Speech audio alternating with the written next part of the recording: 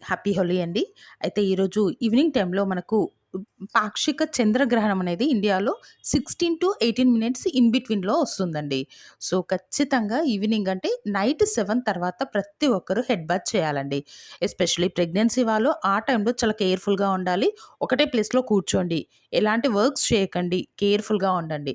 And మనము night head bath చేశాకనే ఫ్రెష్‌గా ఏదైనా ఫుడ్ ఐటెమ్స్ ప్రిపేర్ చేసుకొని తినాలి. అండ్ వన్ మోర్ థింగ్ ఏందంటే హెడ్ బాత్ చేశాక ఖచ్చితంగా అందరూ కుంకుమనైనా, విభూదినైనా పెట్టుకోవాలి. అలా పెట్టుకోవడం వల్ల మనకు ఎలాంటి గ్రహణ దోషాలు అనేటివి మనకు తగలకుండా ఉంటాయండి. ఈ విధంగా చేయండి. అండ్ రేపు ఈరోజు నైట్ పూజా రూమ్ అవి క్లీన్ చేయకూడదు కనుక రేపు పూజా రూమ్ అవన్నీ క్లీన్ చేసేసి నెయ్యితో కానీ, లేదంటే మన నువ్వుల నూనెతో కానీ దీపారాధన చేసేసి ధూపం ప్రతి రూమ్‌లో చూపించాలి. ఈ విధంగా చేసినట్లయితే లక్ష్మీ కటాక్షం కలుగుతుంది. ఇంట్లో అన్ని శుభాలు కలుగుతాయి.